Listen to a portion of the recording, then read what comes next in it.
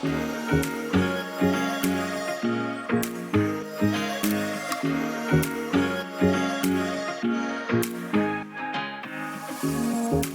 guys, welcome back to the channel. We're so glad you could join us. We are going to take you on an adventure to explore a couple state parks. So let's go! So we are starting at Black Moshannon State Park, and we are going to hike the Blueberry Trail, which is an easy 1-mile loop. So we just completed a creator meetup at Black Moshannon, and it was hosted by Old Dude on the Trail and Darcy's Hiking Diaries, which I will link both of their channels in the description. And Old Dude suggested this trail to us. And we are coming up to a gate in the fence. We have to open up. This is to prevent animals from coming out onto the airport property.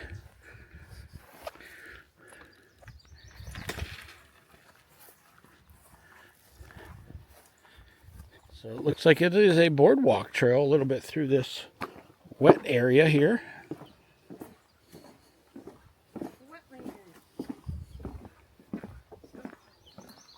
There's a good look at the skunk cabbage.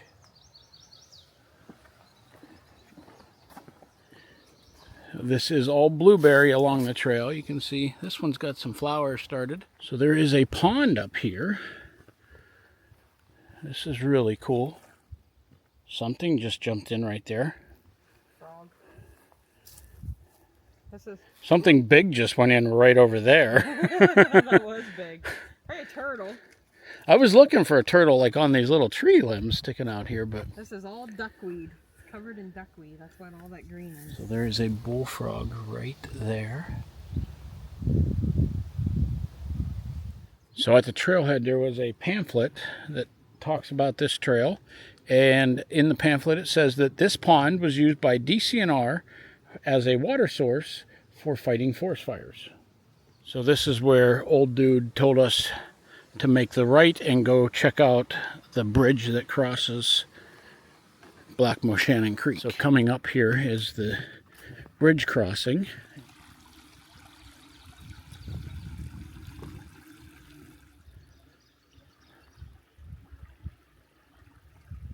So we've returned to that trail junction, and we are on the half-mile back to the parking lot. So another highlight of the trail is this is the alder swamp, and these are an alder tree. So Mandy is pointing out some marsh marigold right here. All right, so we now have a 0.3-mile walk back to where we had parked the truck back at the airport. All right, so we just got back from our little hike on the Blueberry Trail, and we had to move our camper from where we were at the creator meetup down to Site 54. Site 54 is a full hookup, so we're gonna go ahead and get camp set up, and then we're gonna go down to the bog and do some kayaking. There's DJ resetting up camp. Setting it up again. So this is the Easy Level by Camco, and you set it in your camper and turn it on. It pairs to your phone, and when they're solid green, your camper is level, and you hear that dinging sound. That's letting me know that my camper is level front and back and left and right. This is DJ's easy way of putting the scissor jacks down using his drill. Hey, here's our little bit of drama. Will he have enough stinky slinky to hook up? I think we have just enough. It's not official unless the flag goes out. We stopped at the park office and found out that Black Moshannon is the 2026 Park of the Year for the Pennsylvania Parks and Forests Foundation. They have their maps, campground material, information, and also outside here they have the passport stamps. All right, we are at the boat launch at the Black Moshannon Lake. PJ's unloading the kayaks. Here's a peek at the lake. I think I got it. Don't tip me. I got it. Thank you. Bye. There's a beaver lodge out there. There is Mandy. So we've attended ranger programs here at the park, and they talk about how these stumps are over 300 years old because the bog does not break them down. So some of these are from the original lumber era when this whole area was lumbered. While you're enjoying the views of this peaceful lake, here's the story behind the park's name. According to the park's website, Native Americans called this area Moshannon, meaning moose stream, which inspired the name Black Moshannon. The black comes from the lake's tea-colored water.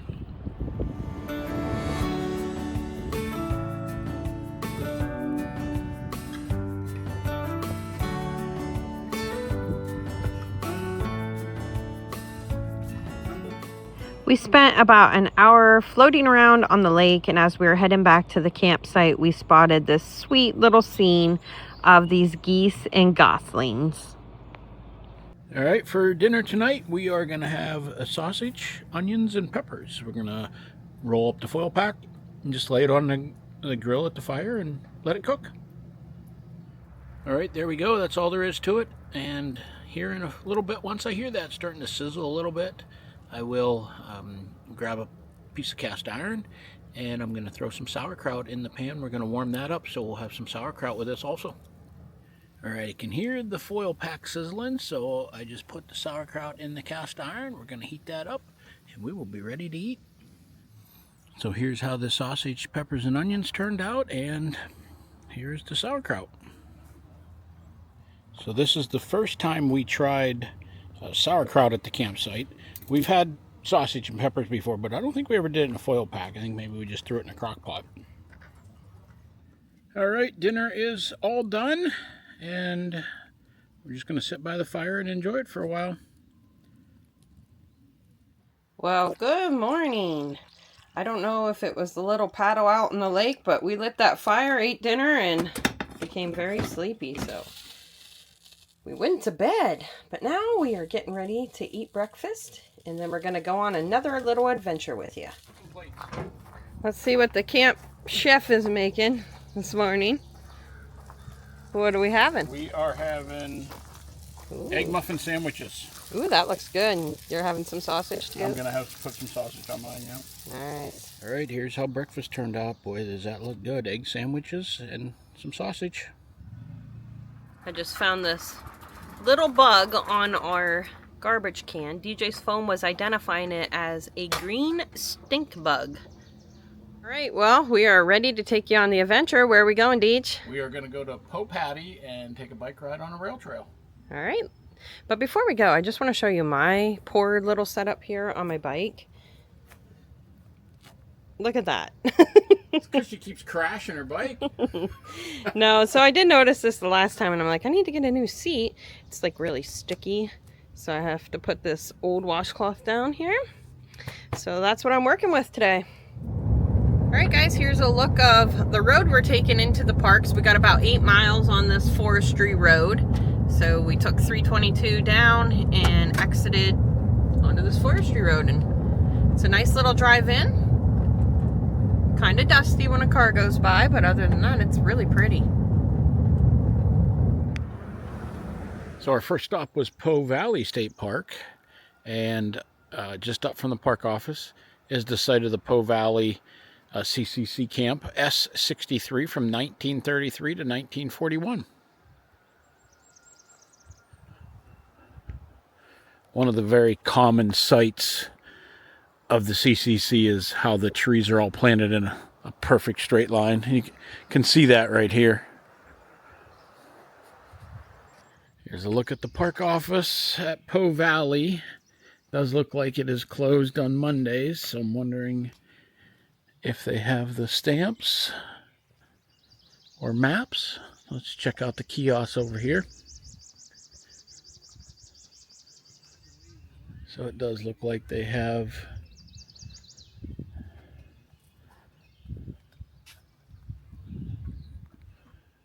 Paddy State Parks, and here is passport stamps. So here's a look at the passport stamps. Paddy, Valley, Reed's Gap, and they also have the Bald Eagle State Forest stamp. And we're going to gather up some maps. So of course we need the Paddy, because that's where we want to go and see if they have a Valley map. And here's the Valley. Here is a look at the Valley Lake. The beach area over there. Looks like there's a concession stand. We're going to go over and take a look at that. There's a playground. That's a good look at the lake. There's the dam out in front of us. All right, let's take a walk down to the beach area.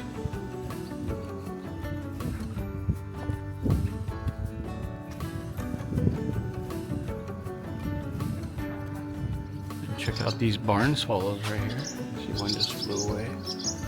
There he goes. Another look at the nest for the barn swallows.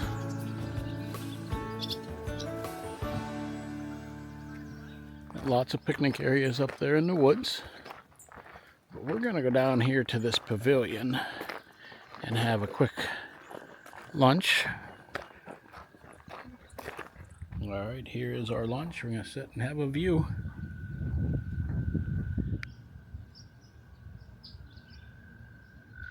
I don't know if you can see to the right of the stick there are some toads hugging. Yep, they're hugging.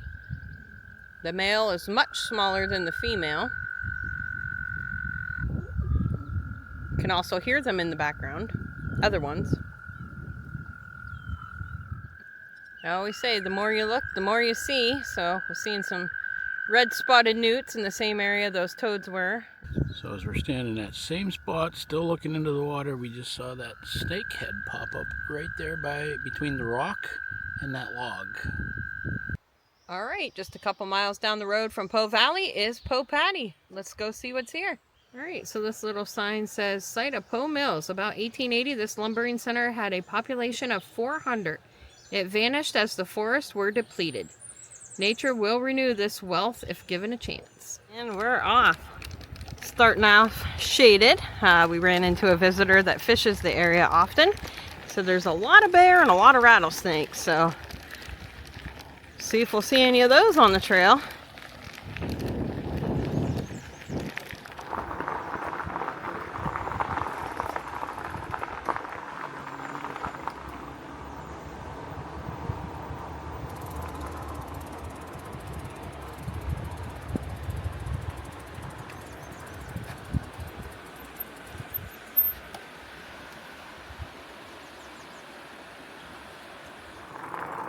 And here is the tunnel.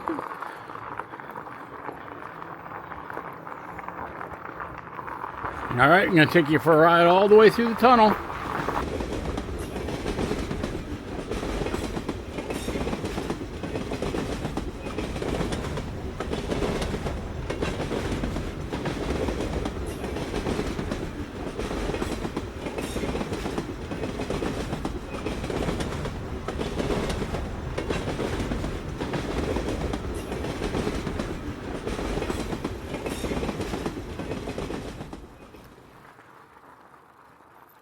I want to show you how cool the tunnel looks on this side.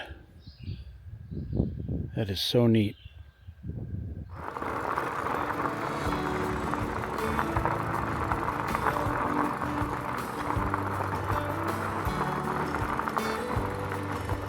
We're going to continue on down the trail for a little bit.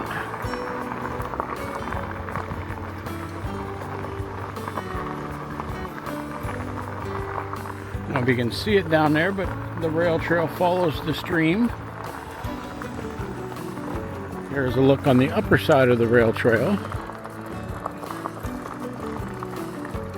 Still a lot of rocks.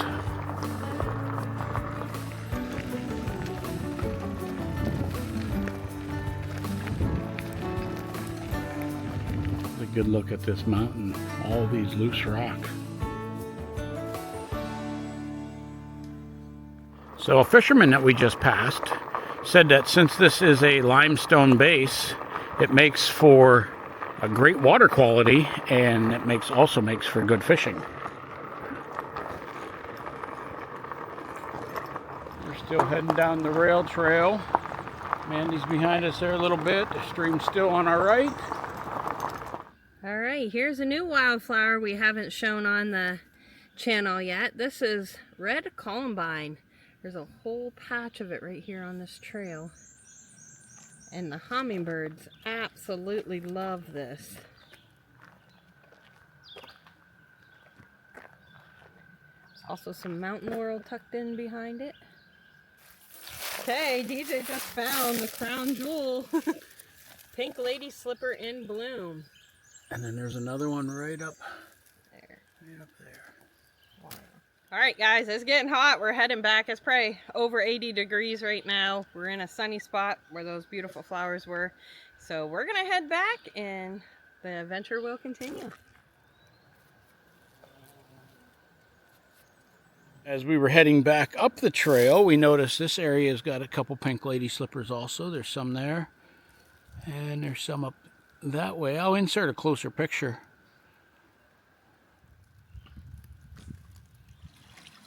So after we left Paddy State Park, we were going to go to Reed's Gap State Park. And on the road to Reed Gap State Park, I found this old spring house. And it is really cool. And the keystone at the top says CCC 64 1935. Take a look inside there. That water is crystal clear.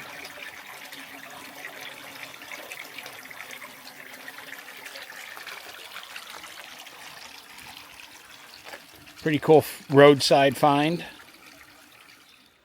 All right, now we're on to Reed's Gap State Park. So we went to the park office first. And here is the park map. And same as the other park, you can get your passport stamps for all three of the parks. Here is the ranger station where we got this map. Then we come into the parking lot, and all along here there's only picnic areas. So lot A, B, and C are all just picnic areas. We come out here, turned, small little bridge, come across here in two more lots, and you can see there is 14 camping sites. And there's also some ruins of a historic dam down here, but you can't get to it unless you park right here or park in lot D and then walk down to it. All right, well, we're back at Black Moshannon. It took us about an hour to get from Reed's Gap back here. It was well worth the drive, though, because that bike ride that we did at Paddy through the tunnel and finding those two wildflowers that we haven't seen yet this year, that was well worth it. And definitely. Currently we are walking the bog trail at Black Mo. All right, so let me turn you around so you can see what we're seeing here. This trail is lined with blueberries. Here's a good look at those. And there's skunk cabbage. And there's some other unique plants along this boardwalk that we're going to point out as we find them. Okay, there is a snake right in there. It's just a little garter snake. Hi, bud. Oh, he's going away. He's going up that tree. He's right in there.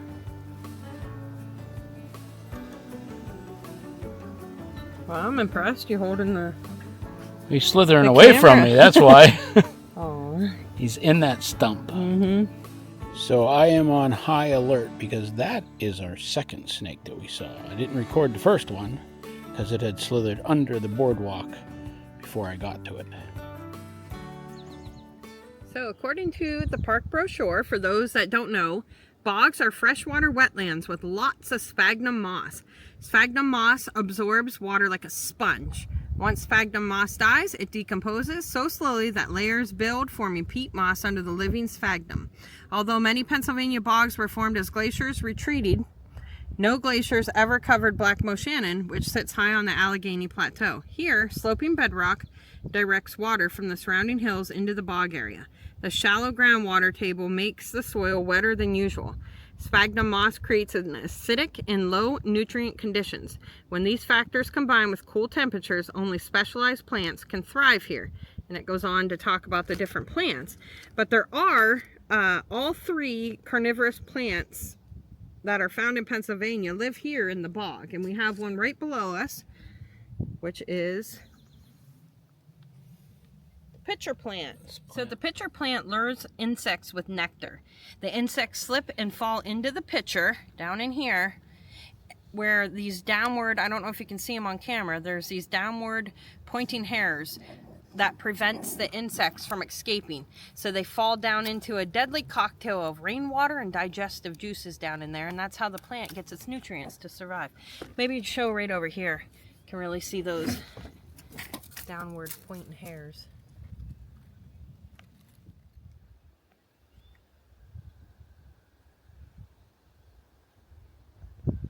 It's an osprey.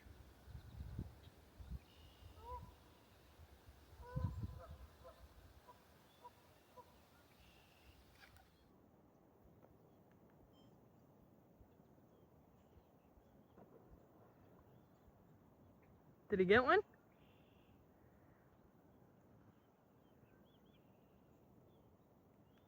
Can't tell. He landed. I don't know what he got. All right, this little area is kind of neat. You got the sphagnum moss, you got some blueberry, got this real big pitcher plant here. We got skunk cabbage, all kinds of neat stuff here. So the other 2 carnivorous plants that we have in Pennsylvania are sundew and bladderwort. Now, bladderwort isn't found along the shore. It's out in the water. All right, at the end of the boardwalk on the bog trail, you come to this little wooden platform. There's some benches here you can sit and just enjoy looking over the lake. You're hearing some geese in the background. Well, you ready to head back and go make some dinner? Yeah, I'm getting hungry. All right, let's go. Okay, Mandy's going to try her hand at fire lighting. Yeah, I'm not really. There it goes. It's lit. All right. There you go. Now we'll set that with it. There we go. That's how you start a fire. And there you are. So DJ taught me how to start that fire using some materials that he made. So do you want to explain what you made there in your hand? So all this is a cotton makeup pad dunked in candle wax, just to kind of protect it from the weather, so you can carry it in your backpack or whatever, and just tear it in half and expose the cotton, and then you use a ferro rod and creates a spark, and it lights the cotton on fire. And in this case we used just a paper cup. I put some wood shavings in it and added some candle wax to that also to keep the wood shavings in the cup, and that's what you see is burning right there. Just so I didn't have a really strong strike, but DJ does. Check out the difference. So all you have to do is get the angle, and all you need is one strike, and there's your fire. Awesome. Well, right on cue, we got the fire going pretty well, and the skies have turned gray. It's starting to thunder. I'm just hoping that it's moving away from us, because we do have blue skies over here. DJ's hurrying to scramble and grab some firewood and get it under the awning to keep it dry. Rain's coming down a little harder now. We moved the black stone over here to cook on. Camp Chef, what are we having for dinner tonight? So we're having poor man's steak hoagies. And those are? Ground beef and peppers and onions all mixed up together, served on a bun with mozzarella cheese.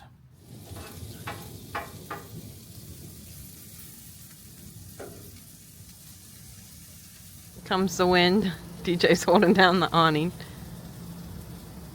I mean, it's turning blue over there. I know, it's just a matter of letting this one pass. So when you want to talk about seasoning, this is it right here. The blend from Kinder's. This is our go-to seasoning. And what's it made of? Salt, pepper, and garlic powder, right? Yep.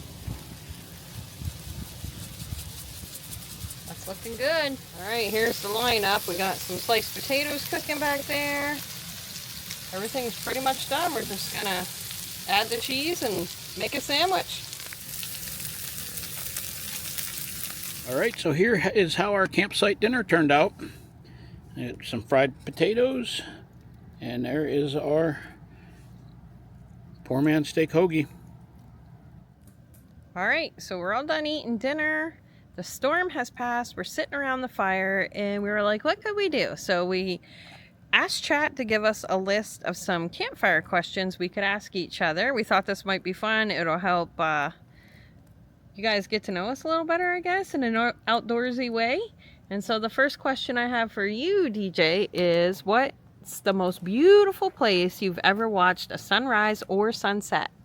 Okay, I got answers for both of these. Okay. So a sunrise was going to be in Arches National Park when we hiked to Delicate Arch. We started our hike before sunrise so we could get there before it got too hot. And as we were hiking, the sun was coming up. That was beautiful. I remember that. That was gorgeous. That wasn't, 2 years ago? And then the sunset, I would say, would probably be one of the ones we found up in Cape Cod, Massachusetts. We chased it to a state park and watched it there. And then the next question's for Mandy. If you could wake up anywhere in the wilderness, where would it be? Anywhere, it would be hands down Everglades National Park. It's my absolute favorite place to be. There's so much wildlife there. I could just spend days there. Okay, what's the hardest hike, paddle, climb, or outdoor adventure you've ever done? Hands down, most recently would be Mount Storm King. I knew it. I knew you were going to say it. So not only was it a challenging uphill hike, but when you got to the top, if you wanted the summit, you had to use ropes and gloves and pull yourself up. And rock scramble a little bit. Yeah, and rock scramble to the top. Yeah, that was a pretty cool hike. All right, Mandy, next question. What is your favorite smell in nature? Ooh, there's a lot of great smells in nature, but I would have to say one of my favorite smells is during a season, so it's fall. In a deciduous Pennsylvania forest, you're just walking through and all the leaves are on the trail and you're crunching. It's that smell of the decaying leaves, I guess. I don't know, just the smell of fall is my favorite. Geez, I thought you would have said a skunk. I do oddly, I like the smell of skunks. Well, I'll show you my favorite smell in the outdoors. It's right there, campfire. Okay, DJ, what's a small outdoor moment you still remember years later? So it has to be when I was a kid hiking in New Mexico with my father. Aww. We did a 10-day backpacking adventure together. That's cool. Okay, Mandy, here's one for you. What is your favorite night sky memory? Oh, again, in Arches National Park, when you and I attended that night sky program, and it was so dark, and the Milky Way was so bright, and then I was able to get like great pictures, and you had some of the arches in the background. That was my favorite, and like just the way like they're like, now look at a star, find a star in the sky, and then think of somebody when they were pointing out the constellations, and they're like, and think of somebody who that star will always remind you of. I don't know, it was so special. It was a really cool program. Okay, here's one for you. If you had to live in one national park forever, which would you choose? I think my choice would probably be the Smokies. Oh, yeah. Yeah, that area down there, I just love being down there, waking up in the morning and just seeing that fog coming off the mountains. Yeah, it's beautiful there. It is, yep. Okay, what is your favorite outdoor sound? Spring peepers. I just love the spring peepers, especially after the long, cold Pennsylvania winter. To hear the spring peepers, it's magical. Okay, here's a good one for you. If you can learn from any outdoors person, who would it be? Well, of course, it would be the father of forestry, Gifford Pinchot. He That's a was good also one. a Pennsylvania governor, and there is a Pennsylvania State Park named after him. Yep, that's a really good one. I would love to learn from John Muir. Yeah, that would be Yep. another good one. Or Teddy Roosevelt. All right, Mandy, what is one place that we have visited that made you feel small? I would have to say Grand Wash Trail in Capitol Reef National Park. If you remember, we were hiking out at sunset, and we were like the only ones on this trail, and it just, you know, knowing there could be mountain lions out there and it was just the two of us, I don't know, it just kind of gave me this eerie feeling. We were way back in, there was no cell service. I don't know, it was just one of them places that just made me feel small. Well, that and we were in a wash, so the canyon walls were huge. Walls. Yeah, but it was just one of those places that, like, this is the wild out here. That was a really cool. Capitol Reef was such a cool place, primarily because of that pie too. All right, we're going to end our questions there, but we have one more for our viewers. What is your favorite state park? And we'll leave our answers in the comments below. Well, good morning. It is our final day, but today I'm going to try some peach cobbler in the Dutch oven. So I'm going to start by getting some of this hardwood lump charcoal fired up, and that's what we're going to use to heat our cobbler. To get our charcoal started, I have the Lodge charcoal starter. So the way this works is down inside there, you put some paper in the bottom, then you fill it full of your charcoal. You light the paper. So if you notice, this is not your typical charcoal briskets. This is the lump charcoal. So burns a little different than your briskets. There we go. We have it in the fire pit. Just going to light the paper on fire. We're going to let that burn up.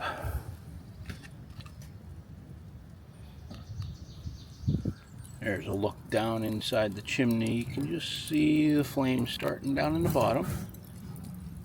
All right, here's a look at our Lodge Dutch oven, the style that I have the little feet on the bottom. There's a look at the inside of it.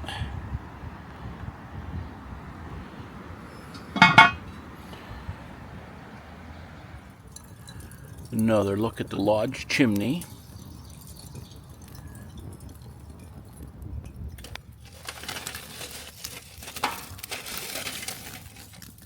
Alright, so I dumped my charcoal inside the fire pit, and we're going to set the Lodge pan down on top of it, because we got to get that nice and hot, because the very first thing we got to do is melt some butter inside there.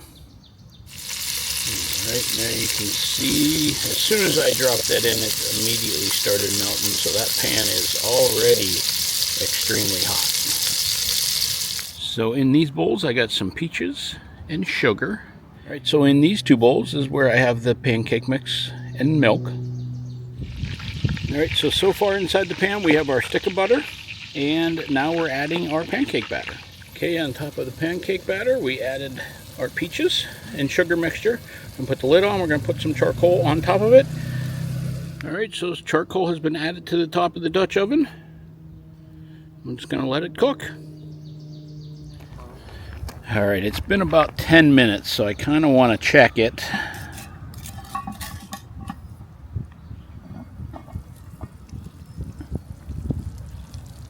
Oh boy, it looks really good, but we're going to let it go a little longer. Alright, here is the completed peach cobbler. It looks amazing. Well, how's it taste? That's pretty good. Make it again? I would, yes. So on our way to the bog trail, Mandy found my favorite wildflower, which is right there. It's Jack in the Pulpit. There's a bunch of them coming up here. There's another one over here. Here's another one, and as we continue to look around this area, they're all over the place, but this is about the best one that I could find for size wise. right, we're going to take you on 2 mini adventures before we end our little adventure at Black Moshannon State Park. Right now we're on the ski slope trail, working our way up to the top to go check out this old lodge that is now a cabin you can rent out. And then after that, we are going to look for the DCNR's 250th anniversary geocache. All right, so let's go. So far we've been walking through a lot of mountain laurel, Pennsylvania state flower. In a couple weeks, this would just be gorgeous walking through here with all the blooms. They're either going to be a pink or a white or a combination. But either way, it would be gorgeous walking up this trail. All right, we're still following the red blaze on the tree. As we got partway up this trail, we finally got service, so I was able to get my All Trails map loaded up. All right, the habitat has changed a little bit. No more mountain laurel. It's all just ferns. So here is a new species of tree for you that we haven't shown you. And this is striped maple. You see the bark, how it looks stripy. And here's what the leaves look like. All right, it looks like we are coming up to the lodge. Guess if you really wanted to come up and check out this lodge and didn't want to hike up to it, there's a big parking lot over there. You probably could have just drove up to it. Look at the lodge, and it overlooks the ski slope here.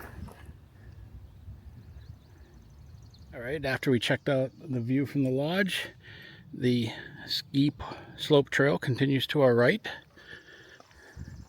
Just kind of skirts the edge of the property here and continues back down into the woods right here. All right, so we are walking through a sea of chestnut oak with a mountain laurel understory. And this is chestnut oak right here. It's got that big blocky bark. Okay, so we're coming up to the road, and we also are, I don't know if the camera's picking that up or not, 90 feet away from the geocache. So let's go down here and see if we can find it. Okay, Mandy said there's kind of a path down through here. So let's take a walk over here and see if we can find it. There is a pile of sticks piled up here. Clear plastic box underneath it. I think we found it. Okay, so there's a logbook and some little trinkets, somebody's path tag, a band-aid, and a geocaching pencil for you to sign your log. Okay, so here is the sign for the ski slope trail. It crosses the road, but we are just going to head back downhill to the parking lot. But I wanted to show you, here's another one of those turnpike markers.